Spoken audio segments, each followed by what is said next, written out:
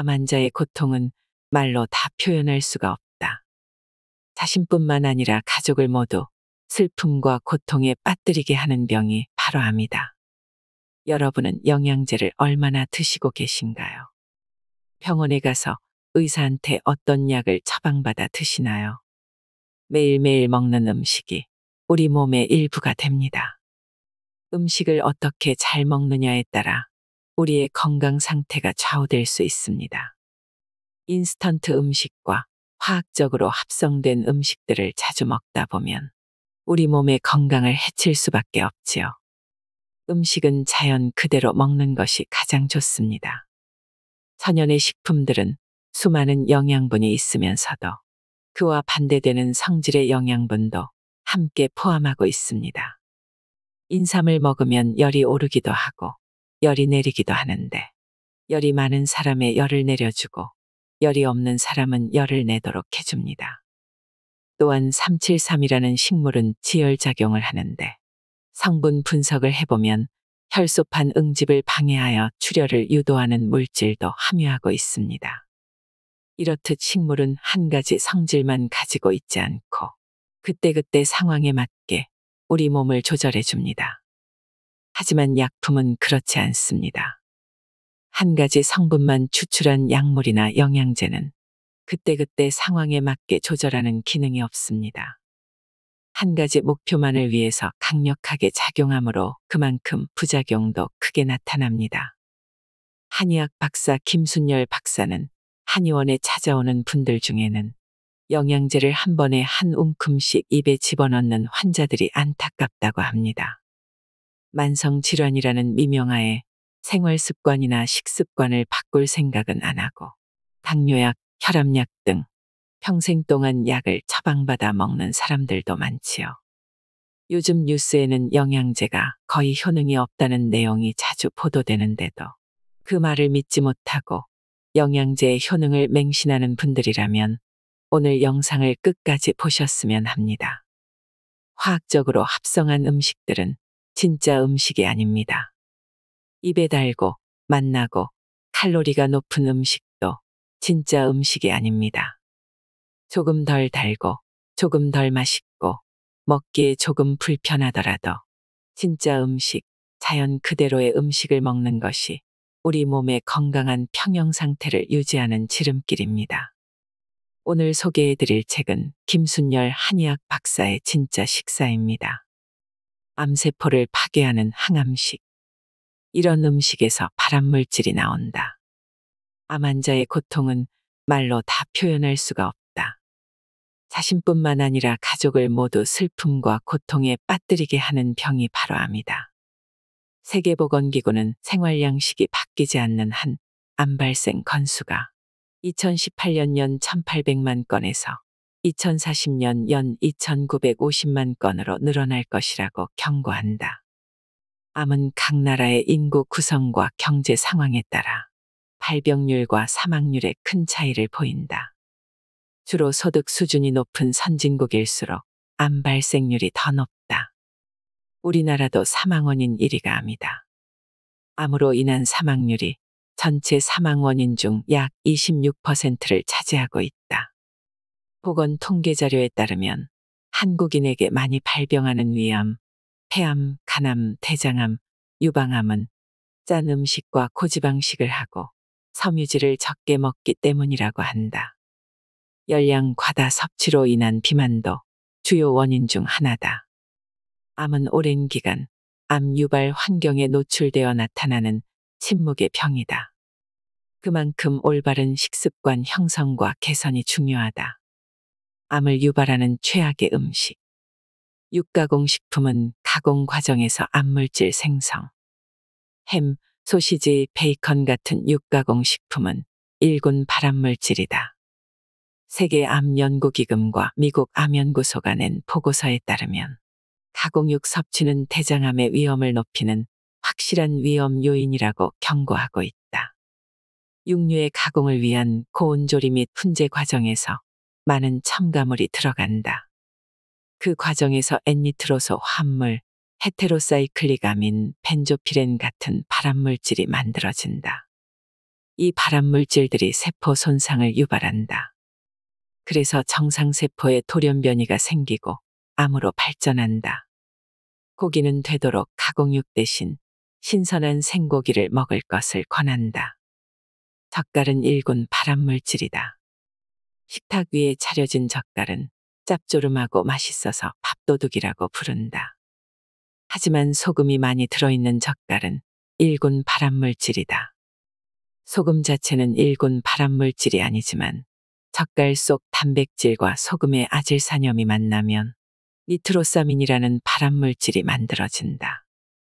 고기 특유의 맛과 색을 내기 위해 사용하는 방부제인 아질산나트륨이 조리 과정에서 아민 단백질과 결합하면 발암물질인 니트로사민이 생긴다. 아질산나트륨 자체는 발암물질이 아니고 니트로사민이 발암물질이다. 젓갈은 되도록 먹지 않기를 당부한다. 튀긴 음식은 아크릴아마이드라는 발암성 물질 함유. 신발도 튀기면 맛있다는 말이 있을 정도로 튀긴 음식은 맛의 제왕이다. 하지만 건강면에서는 빵점짜리 음식이다. 튀긴 음식에는 식품이 고온에 노출될 때 형성되는 아크릴아마이드라는 발암성 물질이 많이 함유되어 있다. 아크릴아마이드는 120도 이상 온도로 식품을 장시간 가열할 때 자연적으로 생성되는 유해물질이다. 그뿐만 아니라 고온에서 튀김 요리를 하면 암 위험을 증가시키는 화합물도 나올 수 있다. 따라서 암 예방을 위해서는 튀김 요리를 삼가야 한다. 굳이 튀김 요리를 먹고 싶다면 조리 시 생성되는 발암물질인 아크릴아마이드를 억제하기 위해 지나치게 높은 온도에서 가열하지 않는 것이 낫다. 식품의약품안전처에 따르면 튀김 온도는 120도를 넘지 않고 오븐을 이용할 때도 200도를 넘지 않게 하는 것이 좋다고 한다. 감자는 황금색이 날 정도로만 튀기거나 굽고 갈색으로 변하지 않게 해야 한다. 육류는 조리 시간을 최소화하는 것이 좋다. 건강을 위해서 튀김보다는 찌거나 삶아 먹을 것을 권한다.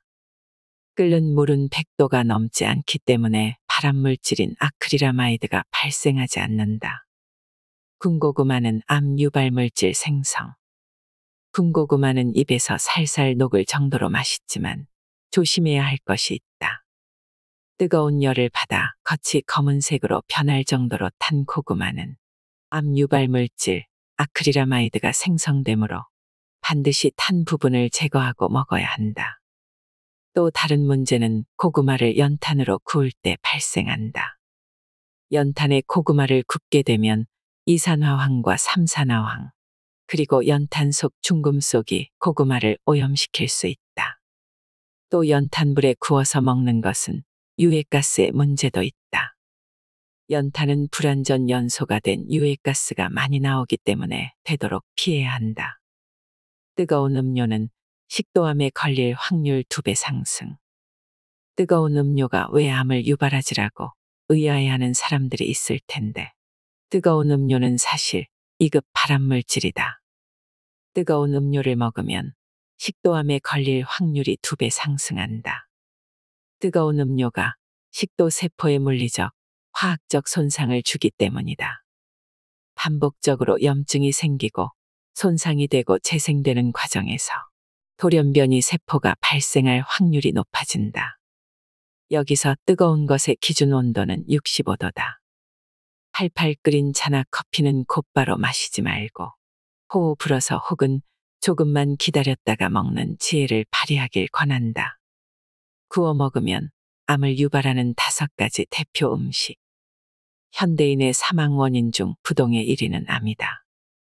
암 발생의 주원인은 스트레스의 증가, 식생활의 변화인데 음식을 먹는 방법에 따라 암 발생이 증가할 수 있다. 음식을 굽거나 튀기면 맛과 풍미가 있지만 구워 먹으면 오히려 암을 유발하는 음식들을 주의해야 한다. 구워 먹으면 암을 유발하는 음식. 육고기를 바싹 구워 먹으면 전립선암 발생 69% 증가. 소고기, 돼지고기, 닭고기 등은 구울 때 헤테로사이클릭 아민이라고 불리는 발암물질이 생성되어 소량만 먹어도 바람의 위험이 증가한다. 유럽 환경바람원 학회에서는 고기를 바싹 구워 먹는 사람이 그렇지 않은 사람에 비해서 전립선암 발생이 69% 증가한다고 보고했다. 고기를 높은 온도에서 구우면 벤조피렌이 생성된다. 벤조피렌은 국제암연구소에서 지목하는 대표적인 발암물질이다. 300에서 600도의 고열 처리 과정에서 유기물질이 불완전 연소하면서 생성된다. 고기는 숯불에 구워 먹어야 제맛이라고 하지만 육류를 섭취할 때는 되도록 직접 불에 굽지 않는 것이 바람직하다. 그래도 고기를 구워 먹고 싶다면 숯이나 나무 대신 가스나 전기 그릴을 사용하고 고기를 태우거나 너무 익히지 않기를 권한다. 직화구이를 할 때는 기름이 불꽃에 떨어지면서 연기가 올라온다. 이 연기의 주성분은 다완방향족 탄화수소로서 기름이 불완전 연소하면서 발생한다. 이 성분이 후두암 위험을 5.2배나 증가시킨다. 다완방향족 탄화수소에 노출된 부모로부터 태어난 아이는 그렇지 않은 아이보다 뇌종양에 걸릴 가능성이 30%나 높다고 한다. 닭고기를 구우면 발암물질 헤테로사이클릭 아민류 10배 증가.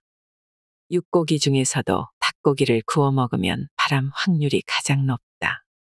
닭고기를 구웠을 때 소고기에 비해서 약 10배 많은 헤테로사이클릭 아민류가 검출되었다. 한 연구에 의하면 닭고기 양면을 3분 정도만 익혀도 발암물질이 나온다고 한다. 심지어 직화로 구운 닭다리 한 개는 담배 60개비와 맞먹는 독성을 함유해서 신장과 간에 부담을 준다는 세계보건기구의 연구 결과도 있다. 소시지, 핫도그 같은 가공육. 소시지, 핫도그 등과 같은 가공육은 대표적인 발암물질이다. 시중에 판매되는 베이컨이나 소시지류 식품의 90%가 아질산염을 포함하고 있다고 한다. 아질산염은 질소가 환원된 물질인 아질산의 수소가 금속으로 치환된 성분이다. 오랜 기간 복용하면 유방암과 대장암, 전립선암 등을 유발할 수 있다. 가공육은 고온에서 조리되므로 헤테로사이클릭 아민과 다완방향족 탄화수소 같은 발암물질에 노출될 수밖에 없다. 등푸른 생선을 구우면 활성산소인 과산화지질 증가. 등푸른 생선은 오메가3가 풍부하여 혈관을 청소하는 건강식품의 대명사다. 하지만 일부 생선은 구워서 조리하면 오히려 건강을 해칠 수 있다. 오메가3 같은 다불 포화지방산을 고온에서 가열하면 과산화지질이 훨씬 많이 생성된다. 과산화지질은 활성산소의 한 종류인데 산화 스트레스를 유발해서 세포 간의 신호를 방해하고 암과 파킨슨병, 알츠하이머 치매, 죽상동맥경화, 심부전, 심근경색 등의 원인이 된다. 특히 고등어나 꽁치 같은 생선을 구워서 섭취하면 굽는 과정에서 오메가3 지방산이 과산화지질로 변화되어 혈액순환을 돕는 것이 아니라 오히려 혈액순환에 장애를 가져온다. 부추는 고온에서 발암물질, 아크릴아마이드 급증. 스테이크나 돼지고기를 요리할 때 잡냄새를 제거하고 맛의 풍미를 더하기 위해서 꼭 뿌리는 것이 후추다.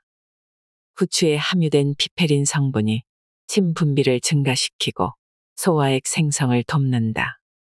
또한 항암 작용과 항산화 효과로 장내가스를 흡수하고 대장암 세포의 생성을 억제하는 것으로 알려져 있다.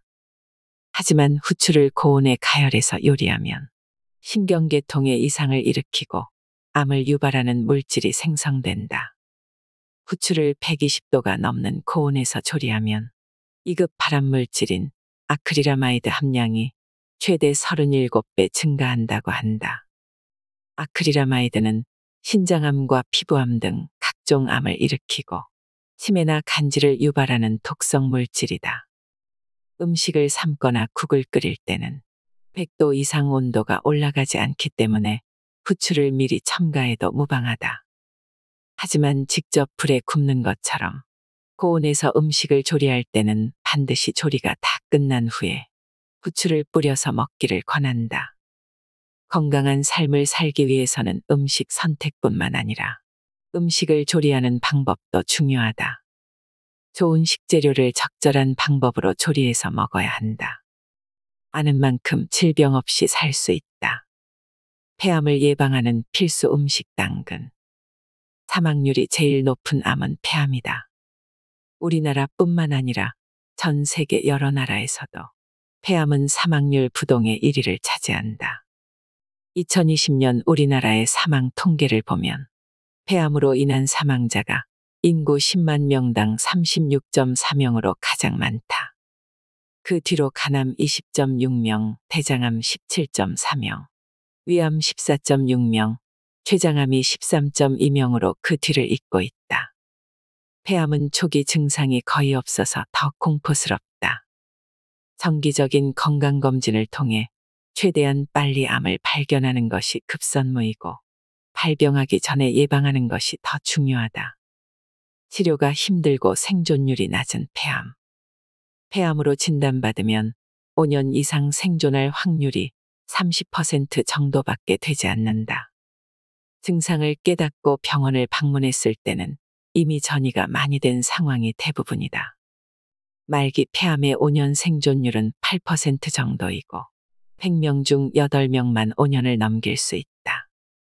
그만큼 치료가 힘들고 생존율이 낮은 암이 바로 폐암이다.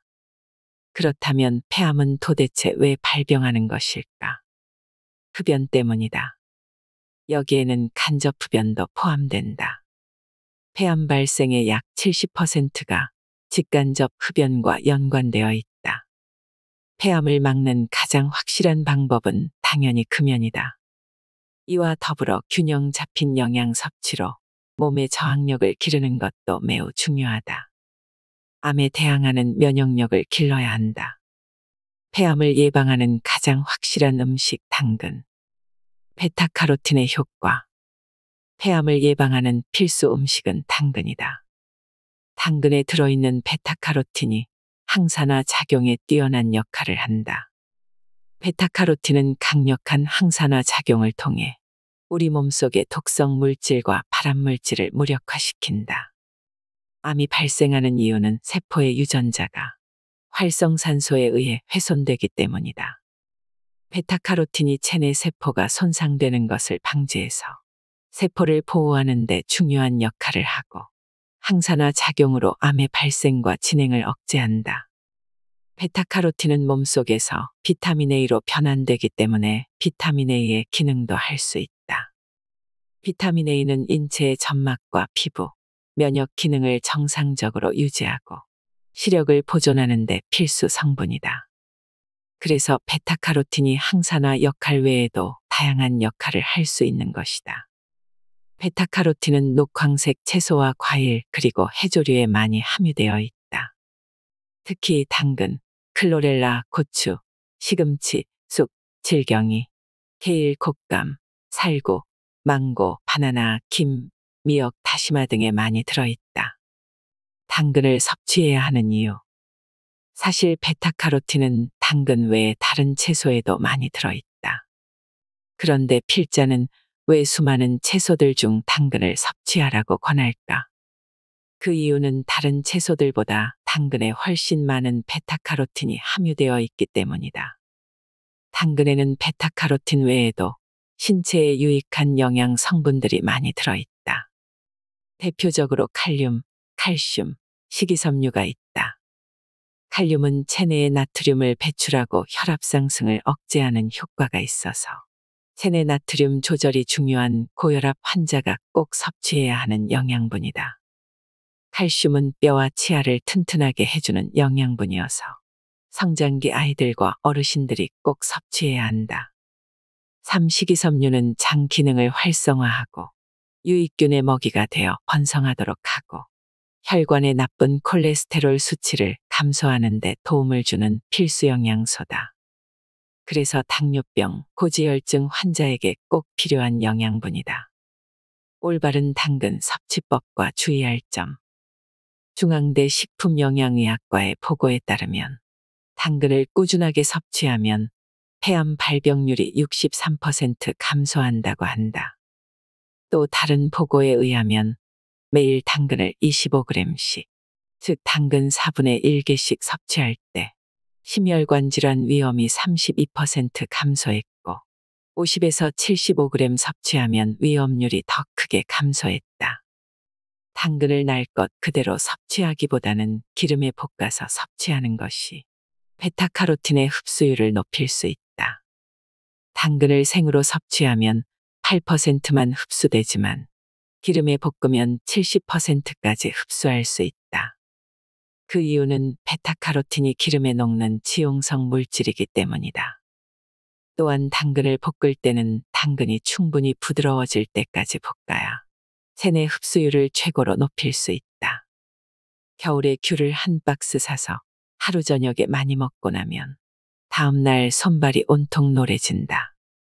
이것을 간피증이라고 부른다. 간혹 당근을 많이 먹고 피부가 노랗게 변했다는 사람들이 있는데 이것은 카로티노이드가 포함된 식재료를 다량 섭취했을 때 혈중 카로티노이드 농도가 상승해서 나타난다. 심각한 문제는 아니다. 음식 섭취를 멈추면 증상이 즉시 사라진다. 소화기관이 약한 사람이 당근을 생으로 많이 먹으면 소화가 잘 되지 않아서 배탈이 날 수도 있다. 그래서 당근은 꼭 익혀서 먹는 것이 좋다. 당근을 먹을 때 진짜 주의해야 할 사람은 흡연자다. 흡연자가 당근을 과다 섭취하면 오히려 항암 작용이 아닌 암세포를 조장하는 결과를 초래할 수 있다. 그렇다고 아예 먹지 말라는 것이 아니라 과다 섭취만 삼가라는 것이다. 이보다 더 주의해야 할 것이 있는데 베타카로틴을 건강식품 보충제로 복용하는 것은 매우 위험하다는 보고가 있다. 미국 질병예방특별위원회에 따르면 비타민 보충제가 암이나 심혈관 질환 예방 효과가 있다는 근거가 없다고 한다. 특히 베타카로틴 보충제는 복용하지 말라고 권고하고 있다. 베타카로틴 보충제를 과잉 섭취하면 근육과 뼈 통증, 메스꺼움, 탈모 등을 초래할 수 있다. 게다가 흡연자가 베타카로틴 보충제를 복용하면 폐암과 심혈관 질환이 오히려 증가한다고 경고하고 있다. 음식은 자연 그대로 섭취하는 것이 가장 좋다. 아무리 값비싼 비타민, 영양제도 당근, 오이, 토마토, 오렌지, 사과, 배를 대신할 수 없다. 토마토를 매일 먹으면 어떤 일이 생길까? 2003년 5월 9일 타임지에 강력한 효능이 있는 10가지 음식이라는 제목의 기사가 실렸다. 사람들은 이 기사를 보고 타임지가 선정한 10대 슈퍼푸드라고 명명했는데 토마토가 그 중에 하나였다. 슈퍼푸드는 토마토, 시금치, 적포도주, 아몬드, 브로콜리, 귀리, 연어, 마늘, 녹차, 블루베리다. 그중 토마토를 강력한 효능이 있는 10가지 음식 중 1번으로 꼽았다. 토마토가 빨갛게 익으면 의사의 얼굴은 파랗게 변한다. 유럽에 이런 유명한 속담이 있을 만큼 토마토의 건강상 효능은 탁월하다. 항산화 효과가 뛰어난 것을 비롯하여 남성 건강, 눈 건강 증진 소화장애 개선, 심혈관 건강 개선, 피부 미백 효과, 골다공증 예방 등 너무 많은 효능이 있다. 토마토에는 각종 비타민과 엽산, 철, 칼슘, 마그네슘, 콜린, 아연 등의 미네랄이 풍부하다. 항산화 물질인 라이코펜, 베타카로틴, 클로로겐산 등도 풍부하게 함유되어 있다. 이렇게 건강에 유익한 성분이 풍부한 토마토는 날 것으로 섭취해도 좋고 토마토 주스로도 즐길 수 있으며 각종 요리의 재료로 사용할 수 있다. 토마토를 매일 2개씩 먹으면 나타나는 변화. 심혈관 건강 증진. 토마토를 매일 먹으면 심장과 혈관이 튼튼해진다. 토마토의 주요 성분인 라이코펜은 혈액순환을 개선하고 뇌혈류를 증가시켜 뇌졸중 위험을 감소시킨다. 토마토의 풍부한 칼륨은 혈압을 낮춘다. 섬유질과 비타민C, 콜린 성분이 심장 건강에 도움을 준다. 또한 토마토에는 토마틴이라고 하는 스테로이드 사포닌이 함유되어 있다. 토마티는 항균, 항염, 항암 효과와 함께 혈액을 맑게 해주고 고혈압과 동맥 경화와 같은 혈관성 질환을 예방한다. 다만 토마티는 약간의 독성도 있다. 토마토의 맛이 너무 쓴 경우에는 토마틴 함량이 높은 것인데 이때 복통이나 구토를 유발할 수 있다. 그래서 맛이 지나치게 쓴 토마토는 먹지 않아야 한다. 항암 작용. 토마토를 매일 먹으면 암을 이기는 면역력이 생긴다. 토마토의 주요 성분인 라이코펜은 체내 활성산소를 제거하는 강력한 항산화 성분이어서 암의 진행과 발생을 예방할 수 있다. 특히 유방암, 위암, 전립선암, 구강암 예방에 도움이 된다. 국가암정보센터에서는 토마토가 전립선암 예방에 매우 좋은 음식이라고 밝혔다. 미국 하버드 대학의 연구 결과에 따르면 토마토를 재료로 사용한 음식을 일주일에 10회 이상 섭취했을 경우 전립선암 발생 확률이 45% 감소했다. 영국 셰필드 대학의 연구에서는 라이코펜 성분을 꾸준히 섭취한 그룹은 정자 활동 속도가 40% 빨라지고 정자의 양이 2배 증가한다는 흥미로운 결과를 발표했다. 토마토는 전립선암뿐만 아니라 폐암에도 도움이 된다. 미국 하버드 대학 보건학과의 도미니크 미쇼 박사의 연구에 따르면 라이코펜이 풍부한 토마토와 베타카로틴이 풍부한 당근을 많이 섭취한 사람들이 폐암 위험이 가장 낮았다. 혈당 감소. 토마토를 매일 먹으면 혈당이 낮아진다. 토마토는 탄수화물 함량이 있는 사람에게 좋은 음식이다. 한국인 당뇨병 환자의 90%를 차지하는 것이 제2형 당뇨병이다. 체내 인슐린 저항성이 증가하고 췌장의 인슐린 분비가 줄어들기 때문이다. 그래서 토마토가 제2형 당뇨병을 개선하는 데 도움이 된다. 또한 토마토의 풍부한 섬유질이 당의 흡수를 억제하여 혈당 스파이크를 감소시킨다. 토마토는 혈소판의 응집을 방해해서 피가 굳어지는 현상, 즉 혈전을 예방한다. 당뇨병 환자는 염증성 표지자를 많이 가지고 있어서 혈소판 응집이 잘 되는 경향이 있는데 토마토는 당뇨병과 혈전으로 인한 뇌혈관 질환을 한꺼번에 예방하는 효과가 있다. 골다공증 예방. 토마토를 매일 먹으면 뼈가 튼튼해진다. 골다공증은 뼈의 양이 감소해서 뼈의 강도가 약해지고 쉽게 부러지는 상태가 되는 것을 말한다. 특히 골다공증이 있는 당뇨병 환자는 염증성 사이토카인 수치가 높게 나타나므로 이것을 조절하는 것이 당뇨병성 골다공증 치료의 핵심이다. 토마토는 골다공증을 예방하는 최적의 음식이다. 토마토의 주요 성분인 라이코펜이 강력한 항염증 작용으로 폐경기 여성의 뼈를 보호하는 효과가 있다. 연구에 따르면 라이코펜은 당뇨병으로 인한 고혈당, 갈증, 과식 및 체중 감소를 개선하고 뼈 형성을 촉진하고 골밀도를 증가시킨다.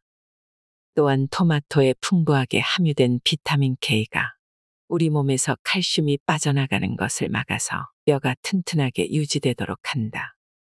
특히 비타민 K는 뼈와 연골의 시멘트질에 존재하는 비콜라겐 단백질 중 하나인 오스테오칼신을 활성화한다.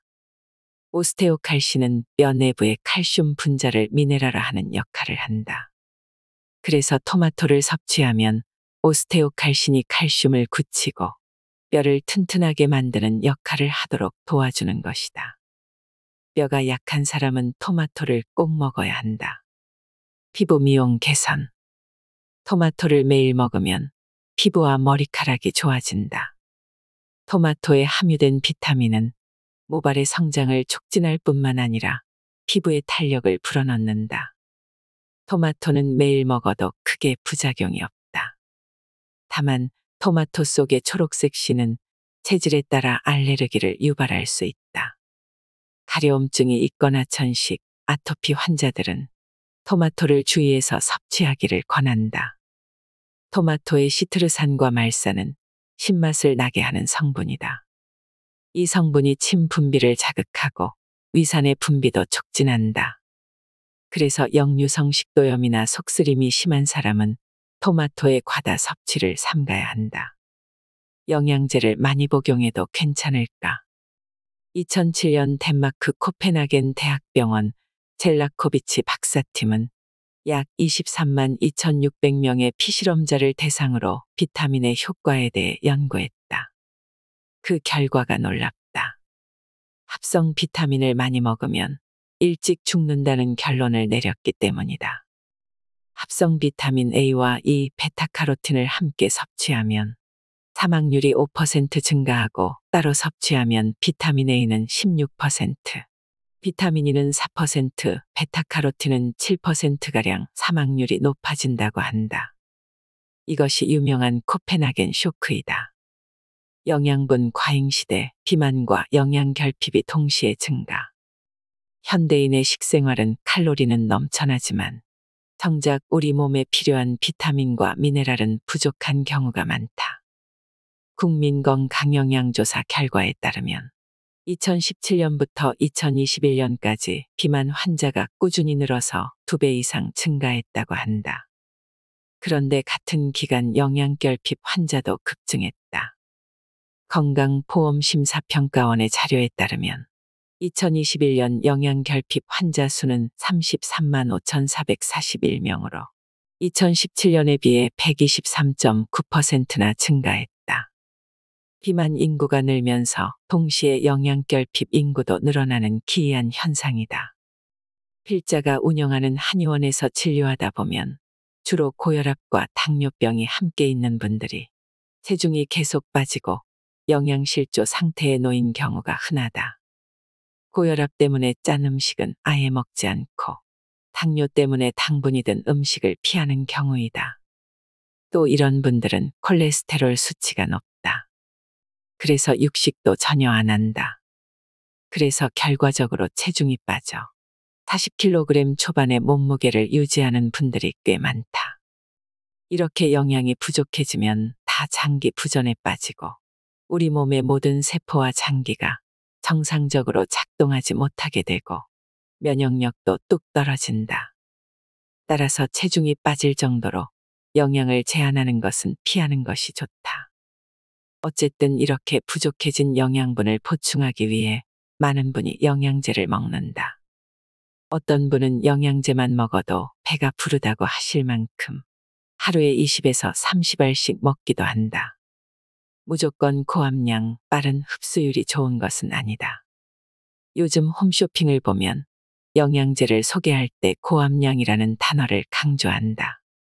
하루 권장 섭취량을 넘어 과잉 섭취할 경우 영양제가 오히려 건강을 해칠 수도 있다. 또 홈쇼핑에서는 영양제가 빨리 흡수된다고 선전한다. 사실 영양분이 빨리 흡수되어 좋을 일은 없다.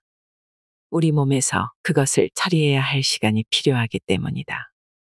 영양물질이 너무 빨리 우리 몸속으로 들어오면 면역 교란이 발생할 수 있다.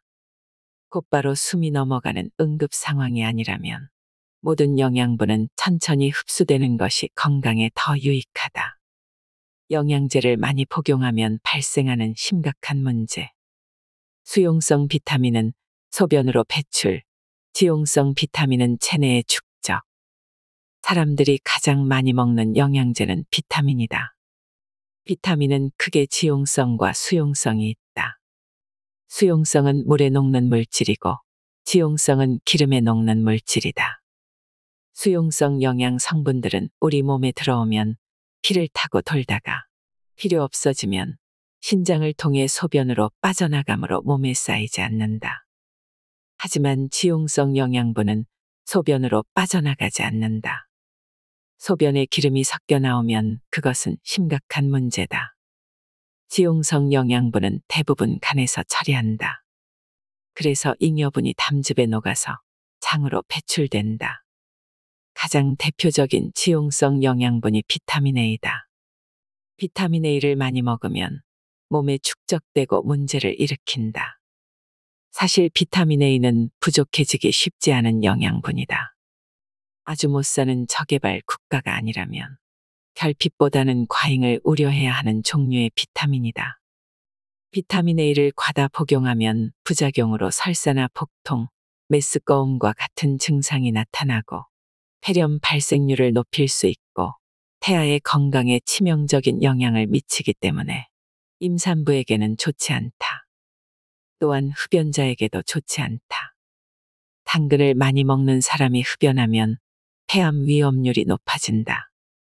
당근의 풍부한 베타카로틴 때문인데 베타카로틴이 비타민 A의 전고물질이다. 비타민 E는 지용성이다. 비타민 E는 활성산소를 제거하는 강력한 항산화제다. 비타민 E를 과잉 섭취하면 출혈, 신경 손상, 골절, 두통과 같은 부작용이 발생할 수 있다. 비타민 K는 지용성이다. 비타민 K는 지혈을 도와주는 영양분이다. 비타민 K가 부족해지면 출혈 질환이 증가한다. 와파린 같은 약을 먹을 때 비타민 K를 과다 섭취하면 혈액이 응고되어 와파린의 효과가 없어진다. 그래서 와파린이나 아스피린 같은 혈전용해제를 복용할 때는 비타민 K의 섭취를 피해야 한다. 비타민 D를 과다 복용하면 독성 작용이 나타난다. 초기 증상으로는 식욕 상실, 메스꺼움과 구토가 발생한다. 그 후에 기운이 없어지면서 축 늘어지고 초조함도 증가하고 혈압도 상승할 수 있다. 비타민 D는 칼슘 흡수를 증가시키므로 칼슘 축적도 함께 발생하여 혈관의 석회화나 관절의 석회성 근염, 담낭과 콩팥의 결석 질환이 증가할 수 있다. 요즘 환자분들을 상담하다 보면 비타민 D 결핍이 대부분이다. 사실 결핍의 기준선이 너무 높은 것이 아닌가 하는 의문도 든다. 지용성 영양분은 먹을수록 쌓이므로 부족해지기가 쉽지 않기 때문이다. 비타민 B군은 수용성 비타민이다. 그래서 몸에 축적되지 않고 남는 영양분은 모두 소변으로 배출된다. 하지만 사람의 체질에 따라 이것도 병이 될 수 있다. 비타민 B3를 과다 복용하면 소화기 장애, 간 기능 이상, 당뇨병, 피부 홍조, 시력 약화, 발진, 가려움증을 유발할 수 있다. 비타민 B6를 과다 복용하면 울렁거림, 두통, 메스꺼움 등이 생길 수 있다. 증상이 심하면 손발 저림, 감각 이상과 신체 움직임 조절이 둔화하는 현상, 통증에 더욱 민감해지는 현상도 발생한다. 피곤하다고 해서 과량 복용하는 것은 피해야 한다. 종합영양제는 필요 없는 영양분 과잉 유발. 종합영양제에는 여러 가지 영양소가 들어있어서 신경 쓸 필요 없이 한 알로 모든 것을 해결할 수 있다. 하지만 그 중에는 나에게 필요 없는 영양분도 들어있다는 사실을 알아야 한다. 부족한 영양분은 되도록 자연식으로 섭취하기를 권한다. 자연 그대로의 음식은 영양분이 조금 넘치더라도 알아서 흡수가 조절된다. 그런 이유로 부족과 과잉을 걱정할 필요가 없다. 한 달 만에 10년 젊어지는 놀라운 운동. 사람은 피가 돌아야 살 수 있다.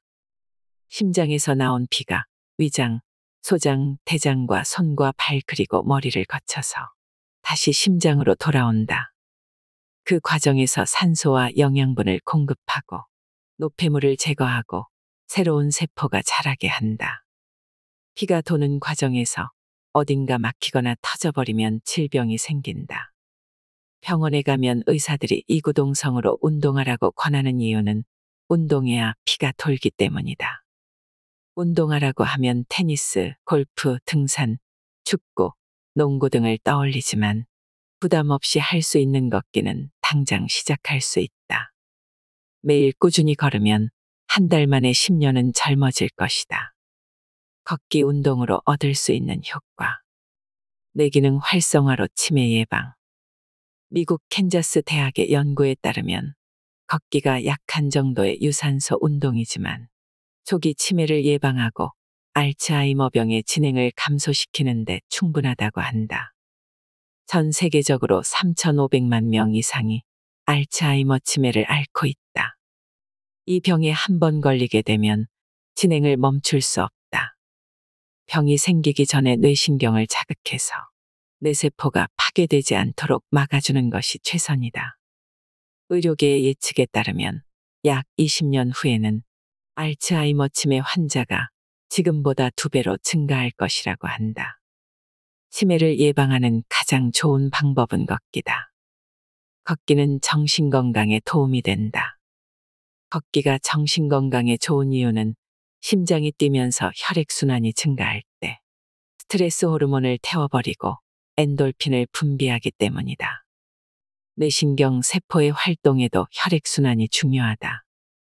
우리 몸에서 단위 면적당 에너지를 가장 많이 사용하는 곳이 뇌다. 2kg도 되지 않는 뇌가 전체 에너지의 20%를 넘게 사용해서 노폐물이 많이 나온다. 뇌신경 사이사이를 흐르는 혈액순환이 약해지면 기억력이나 집중력이 나빠질 뿐만 아니라 두통, 어지럼증 같은 질병, 불면증이 생길 수도 있다. 뇌 기능이 떨어지면 마음이 조급해진다. 뭔가 생각대로 일이 풀리지 않아서 짜증이 나고 화가 나고 우울해지고 불안해진다. 이 모든 문제를 걷기 운동으로 해결할 수 있다. 멀리 보는 습관으로 시력 향상. 눈의 압력이 높아져서 생기는 병이 녹내장이다.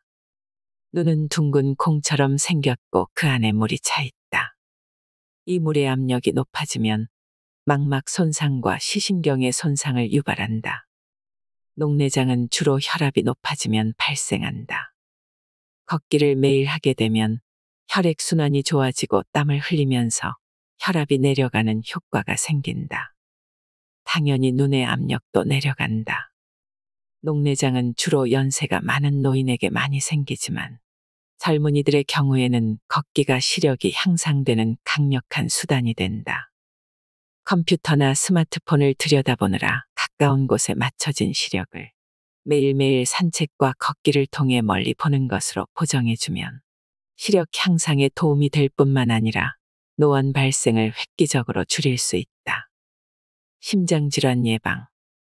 미국 심장협회에 따르면 걷기가 달리기만큼 심장질환을 예방하는 데 효과가 있다고 한다. 하루 30분의 걷기가 관상동맥 질환을 예방하고 고혈압을 완화하고 콜레스테롤 수치를 내려준다. 매일 꾸준히 걸으면 혈액순환이 향상되기 때문이다. 걷는 중간에 1에서 2분 정도를 조금 빨리 걷거나 뛰면 더 효과적이다. 폐활량 증가. 걷기는 유산소 운동으로 산소의 사용량을 늘려준다. 또한 이산화탄소를 포함한 혈액 속의 노폐물을 제거할 수 있다. 요즘 필자의 한의원에는 불안증과 공황장애로 상담하는 분들이 많다. 불안증이 극도에 달하거나 공황 발작이 일어나면 숨쉬기 힘들어서 죽을 것 같다라고 표현한다.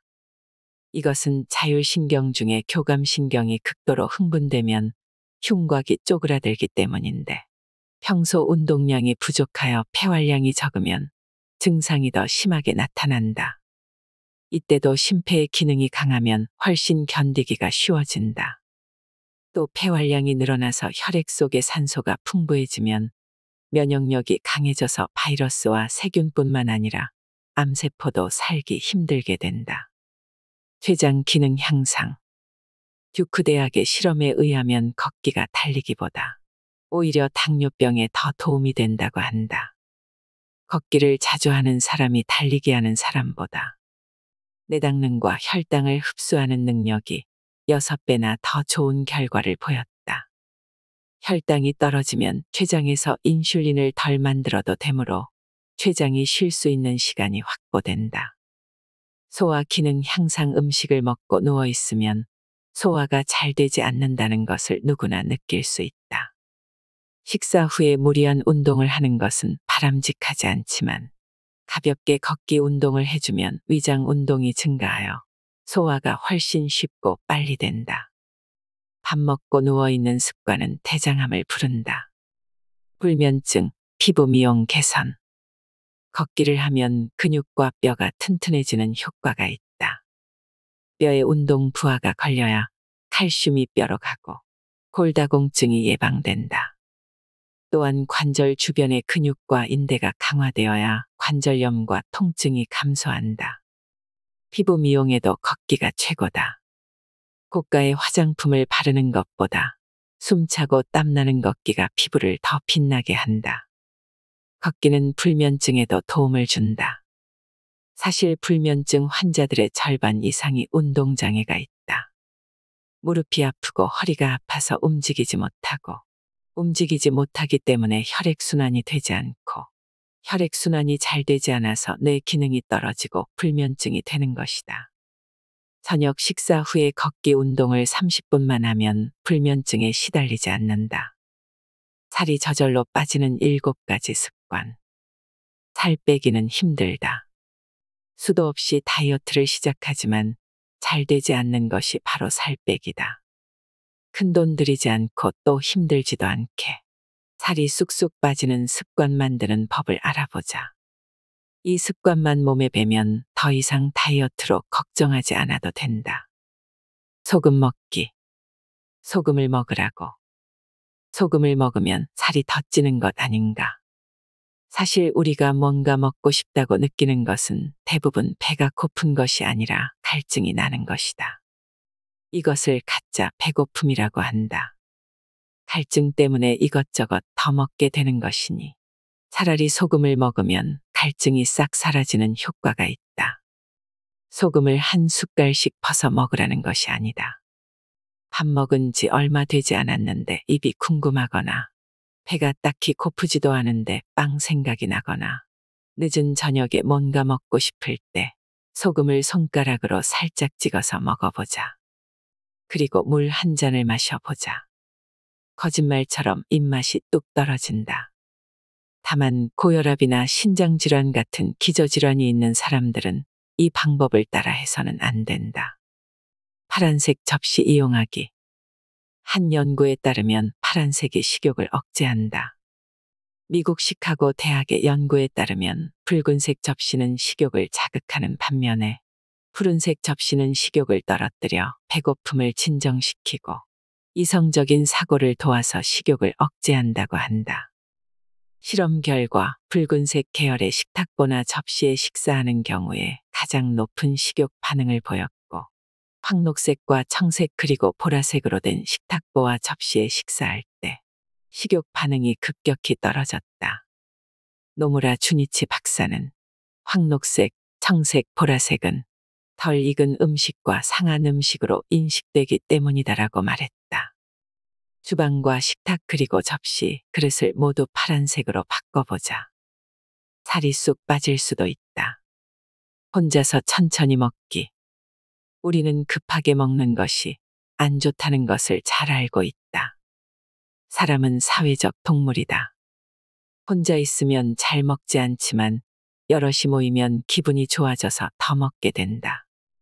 필자도 대학을 졸업하고 1년간 본가에서 부모님과 함께 지낸 적이 있는데 그때 딱 1년 만에 10kg이 늘어났다.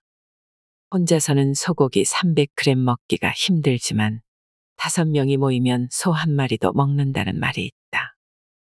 회식 자리가 많으면 체중 증가를 피할 수 없다.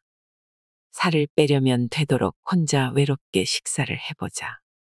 좀 우울하기는 하지만 살 빼기가 이토록 쉬운 일이 아니다. 옷을 조금 얇게 입기. 한의원에 방문한 환자들과 이야기하다 보면 혈액순환이 잘 되지 않아서 병이 생긴 사람들이 대부분이다. 혈액순환이 잘 되지 않으면 몸이 냉해져서 체온이 떨어진다. 우리 몸은 36.5도라는 체온을 유지하면서 에너지를 만들어내는데 에너지 생성이 잘 되지 않아서 체온이 떨어진다. 에너지는 혈액 속에 보관되므로 피가 뜨거운 것이다. 뜨거운 피가 온몸을 구석구석 잘 돌고 있으면 몸이 따뜻하고 피가 잘 돌지 않으면 몸이 차다. 체온이 떨어지면 면역력에 문제가 생긴다. 그런데 옷을 조금 얇게 입고 춥게 지내라니 이게 무슨 말인가? 체온을 유지하기 위해서 옷을 껴입고 실내 온도를 올리면 우리 몸은 더 이상 에너지를 만들 필요가 없다고 느낀다. 그래서 대사량이 떨어진다. 반대로 옷을 조금 얇게 입거나 실내 온도를 내려서 서늘하게 만들면 우리 몸은 체온을 올리기 위해서 대사량이 증가한다.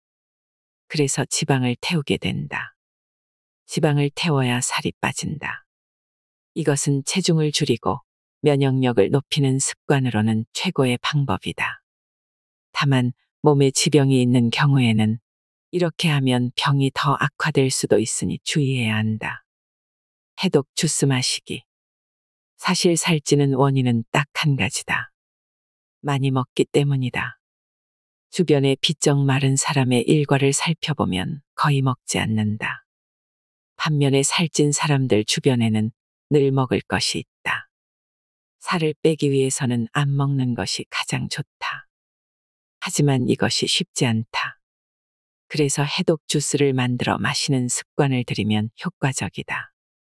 해독 주스의 기본은 ABC 주스다. 사과, 비트, 당근을 갈아서 먹는 것이다. 여기에 블루베리나 요구르트를 추가해서 마시면 좋다. 식이섬유가 풍부한 음식은 조금 달아도 살이 잘 찌지 않는다. 섬유질이 당분의 흡수를 느리게 만들기 때문이다. 또 배고플 때 견과류를 조금 먹거나 약간 매운 음식들이 지방을 연소시키는 효과가 크므로 강황, 생강, 고추, 양파 등을 먹으면 효과적이다. 다만 매운 음식은 소화를 촉진해서 배고픔을 유발할 수 있으니 이 부분만 주의하면 된다. 긍정적 사고. 연예인들은 실제로 몸매와 몸무게가 수입과 직결되므로 다이어트를 목숨 걸고 한다. 하루에 바나나 하나만 먹고 3에서 5시간 운동해서 돈이 수억 원씩 들어온다면 안 할 이유가 없다. 하지만 보통 사람들은 다이어트 자체가 그냥 또 하나의 스트레스일 뿐이다. 그래서 힘든 것이다. 나를 사랑하고 긍정적인 사고로 내 몸무게와 체형에 만족해보자. 사실 남들은 나에게 그다지 관심이 없고 나 자신만 나에게 가장 큰 관심이 있다. 다이어트는 자기만족이다. 스스로 만족하면 그것이 다이어트다. 우스운 얘기일 수도 있지만 에라 모르겠다 외치고 그냥 사는 것도 하나의 방법이다. 꾸준한 운동. 살을 빼기 위해서 운동을 시작하면 오히려 살이 더 찌는 경우가 많다. 실컷 등산하고 나서 막걸리 한 잔 하고 나면 소용이 없다. 달리기 하고 나면 허기가 져서 더 많이 먹는다. 살이 쑥쑥 빠지는 실제적인 운동은 걷기다. 하루 30분에서 1시간 정도만 걸어보자. 매일 꾸준히 해서 습관을 만드는 것이 중요하다. 점심 식사 후에 혹은 저녁 식사 후에 매일 30분 걷고 나면 어느 날 갑자기 날씬해진 자기 모습을 보고 깜짝 놀랄 것이다. 한 가지 꼭 명심해야 할 것은 다른 습관들과 함께해야 효과가 있다는 것이다. 그만큼 사람에게는 먹는 것이 중요하다. 현대사회는 과학기술이 발달하고 농업 생산성이 획기적으로 향상하면서 먹거리가 넘쳐나게 되었습니다. 아직도 식량이 부족한 국가가 있긴 하지만 우리나라의 경우만 봐도 이렇게 먹을 것이 풍족한 시대는 없었습니다. 음식이 부족해서 병이 나는 일은 거의 없습니다. 풍족함이 오히려 독이 되고 있습니다. 먹지 말아야 할 음식들을 과식하다 보니 여러 가지 질병에 시달립니다. 탄수화물을 너무 많이 먹어서 당뇨병과 대사질환이 생기고 육식을 너무 많이 해서 염증과 활성산소의 생성이 증가합니다. 술과 담배는 말할 것도 없고 100년 전만 해도 한반도에 없던 커피 같은 각성제 음료가 지금은 엄청나게 소비되고 있지요. 우리가 매일매일 먹는 음식이 우리 몸의 일부가 됩니다. 여러분, 건강한 음식과 건강한 생활 습관으로 아프지 않고 오래 사셨으면 좋겠습니다. 이상으로 인생의 품격이었습니다. 하루하루 당신의 품격이 더 빛나길 바랍니다.